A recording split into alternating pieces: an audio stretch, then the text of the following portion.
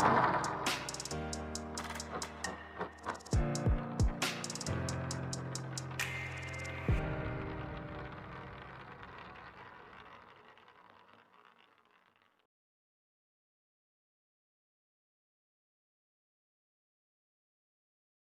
students, in previous class we have learned that the coordination take place in animals and plants by the release of some chemicals.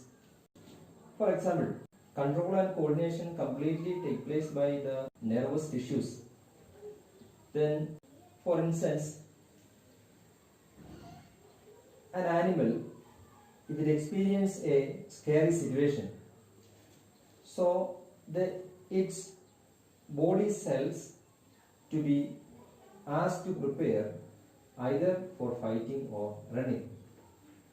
And if this preparing the tissues or cells of that animal is taking place by diffusing some chemical substances into the or produced into in their bodies, and if these chemical substances are directly released into the bloodstream of the animal, and if those coordination process, controlling process is taken place by the nerve tissues, if the body design in that animal is relied only on nerve tissues, then the range of tissues instructed to prepare for fighting or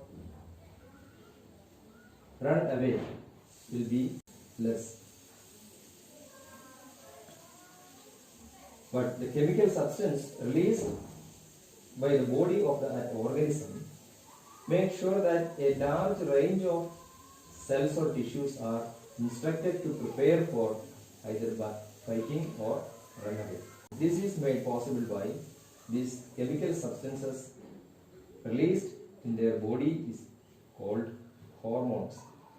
And for example, in that case, in animals including human beings, a hormone called adrenaline is directly released into the bloodstream, and the blood carried this into the various parts of the body. The site of action of this hormone is the tissues or cells of heart. So it increases the rate of heartbeat, and also then the heart will pump more blood, and then more oxygen will be added to the bloodstream. Due to the contraction of the muscles, then what happens? The oxygen supplied to the skins and other cells, tissues will be reduced, and they are diverted into the skeletal system. That means more oxygen will be supplied to the muscles of our skeletal system. The breathing rate also will increase due to the contraction and relaxation of the diaphragm and the rib muscles. And these responses together enable us to deal with the situation.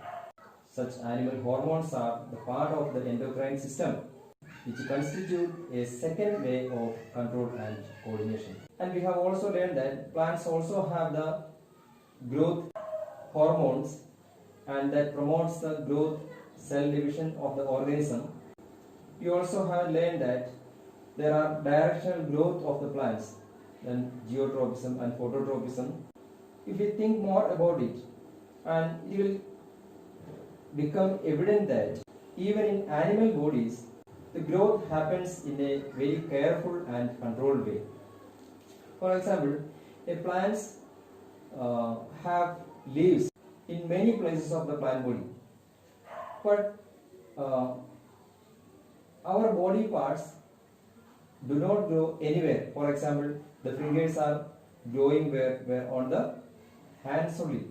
They are not growing on any other part of the body.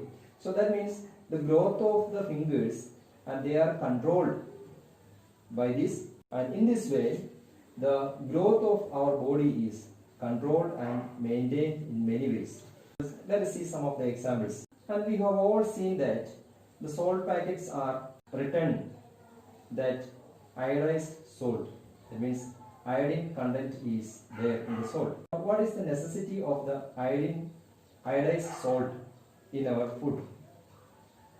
Iodine is a mineral that promote the thyroxine hormone and which is produced by the thyroid gland.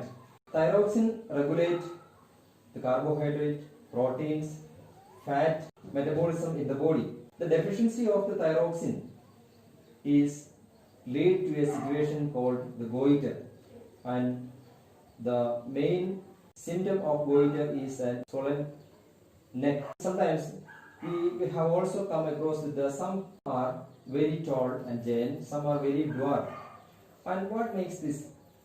So this is also due to the deficiency of the growth hormones in that particular person. So when they deficient of the growth hormones in their childhood, or then it leads to the condition called dwarfism. These growth hormones are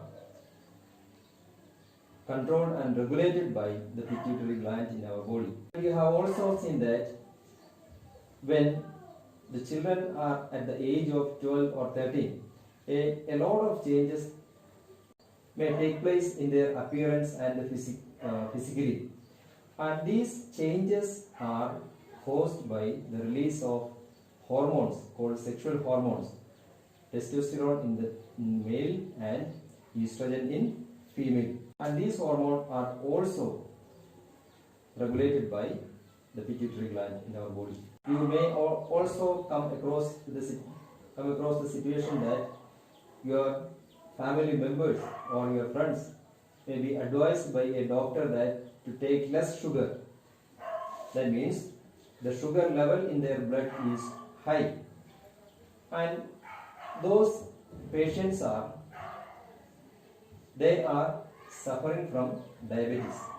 So those diabetes patients are administered by insulin injection. Insulin is a hormone that released by the pancreas, and they regulate the level of sugar in our blood. If the sugar level is increased in our blood, it may cause many harmful effects in our body. And it is also important that these hormones should be secreted in precise amount. We need a mechanism through which it is done. The timing and amount of hormones released are regulated by a feedback mechanism. If the sugar level of the blood rise, then the pancreas release the insulin hormones to the bloodstream, and then when the blood achieve the sufficient amount of sugar level, either decreasing or increasing, then the secretion of the insulin hormone will stop by the pancreas. In that way, it regulates the amount of blood level in the sugar. So this is how the hormones in animals works.